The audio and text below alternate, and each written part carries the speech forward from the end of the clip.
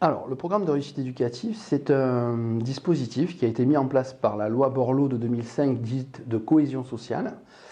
Et donc, c'est un dispositif, c'est-à-dire qu'à la base, le législateur a imaginé un dispositif qui viendrait appuyer le droit commun autour de la réussite scolaire sur les quartiers politiques de la ville. Le programme de réussite éducative, sa vocation, c'est de venir donner les mêmes chances aux enfants des quartiers que les autres dans le cadre de la réussite scolaire.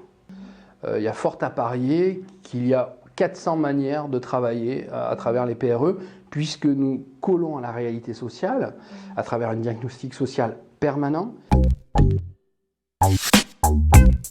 Le PRE d'Avignon, puisqu'il s'agit du PRE d'Avignon, s'est créé en 2006, donc un an après la promulgation de la loi, a pris sa forme actuelle le 1er janvier 2014, on va dire en juin 2014. Le PRE d'Avignon, au départ, c'était 3 personnes. Un référent de parcours temps plein, un référent de parcours à mi-temps et une coordinatrice à mi-temps.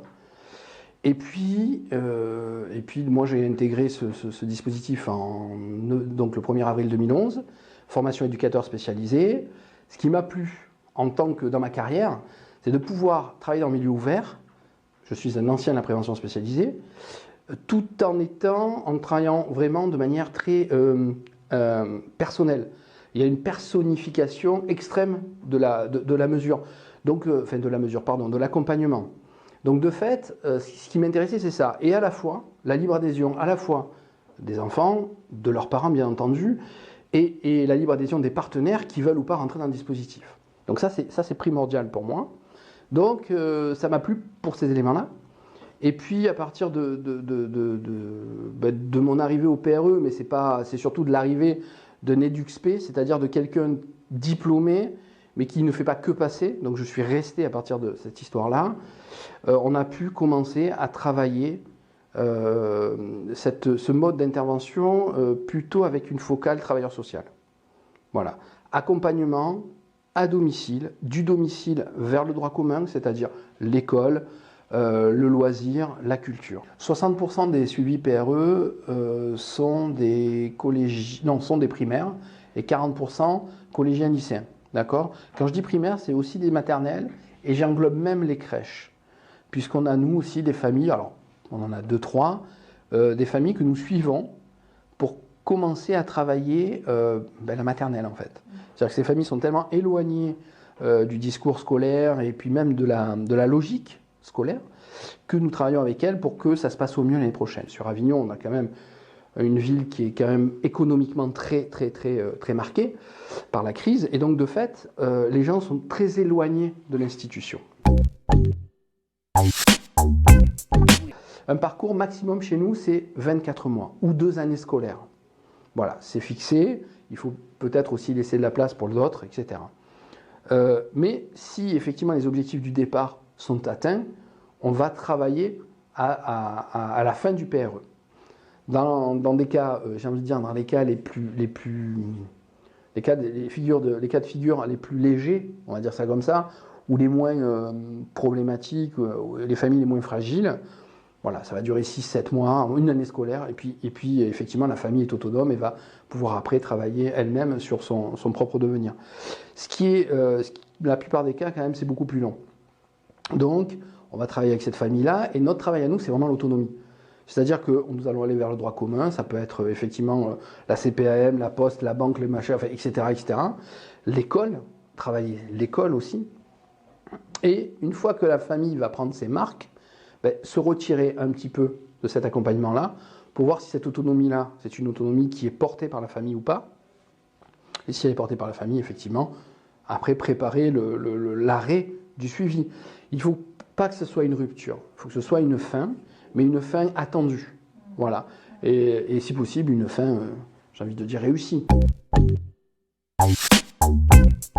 Il y en a un actuellement qui est berger. J'en ai un qui travaille dans un parc à huîtres sur les temps de taux. Il y en a un qui est sportif professionnel au Dragon de Perpignan. Enfin voilà, quoi. Il y a aussi il y a des enfants qui... Et ça nous, pour les travailleurs PRE que nous sommes, ça nous fait, nous, c'est un peu notre, j'ai envie de dire, pas notre kryptonite, mais l'inverse. Ouais. Ça nous donne de l'énergie, quoi. Ça nous donne de l'énergie parce qu'effectivement, on n'est pas tous, voilà, on n'est pas tous sportifs, pas tous musiciens, etc. Loin de là.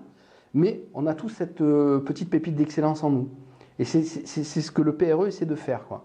On a notamment des programmes où on travaille sur les troisièmes. Où on a des troisièmes, nous, qui, au mois d'octobre, novembre, nous sont orientés par le collège en disant, voilà, ils ne savent pas ce qu'ils veulent faire après, quoi. En même temps, c'est difficile de se projeter. Donc, on travaille sur un bilan de compétences, entre guillemets, par élève. Qu'est-ce que tu sais faire, quoi? Et même moi, je joue au jeu. Ah, mais qu'est-ce que tu fais dans les jeux? Et à travers ça, on arrive à trouver, nous, des orientations pérennes. Parce que ce qui est intéressant, c'est que ce jeune-là puisse avoir son diplôme, quoi. Parce que l'objectif, c'est quand même aussi la prévention du décrochage scolaire. C'est-à-dire la sortie de l'éducation nationale sans diplôme. Le premier point fort, c'est l'adaptabilité. C'est-à-dire qu'un référent de parcours PRE donc, est soumis aux 35 heures de la loi sur le travail, mais peut être amené à travailler en soirée, le matin très tôt, entre midi et 2. Donc nous nous adaptons aux besoins en termes de temps du public, du partenariat, puisque vous avez des instituteurs, notamment les réseaux d'aide aux enfants en difficulté, qui se réunissent qu'entre midi et 2. Donc voilà, il faut être prêt à être très souple dans son temps d'intervention. Et ça, c'est vraiment primordial.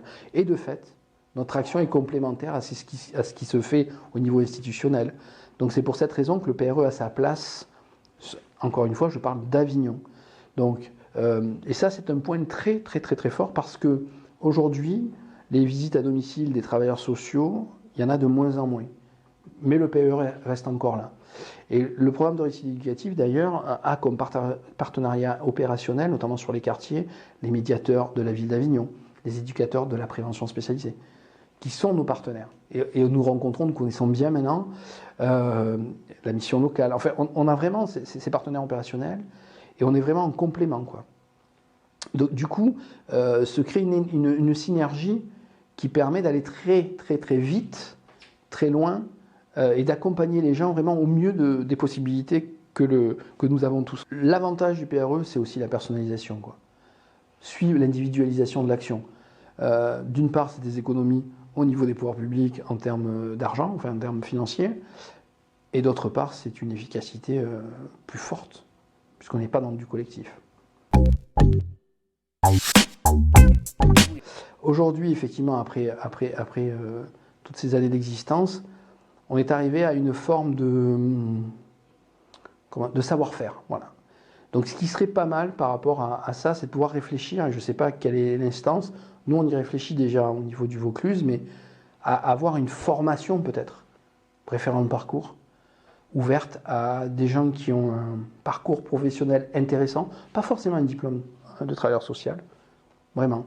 Le parcours, c'est important aussi. La plus-value humaine, elle est importante en tant que professionnel. Et aussi, pourquoi pas, un diplôme de coordonnateur qui serait mis en place pour vraiment avoir ces outils. Donc à partir de là, un coordonnateur formé peut dire mais ça oui ou ça non. Et ça, c'est vraiment important. Parce que ça évite de perdre du temps. Tout ça pour être plus efficace auprès des populations qui habitent quand même des quartiers de relégation sociale. Pour garder cette souplesse-là, mais alors alors là je vais employer quand même un terme paradoxal, mais pour institutionnaliser cette souplesse-là. Voilà. C'est-à-dire que la rendre officielle. Et donc, qu'il y ait une prise en charge et une prise en compte de cette souplesse-là dans les services de la part des structures porteuses. Ça, c'est important.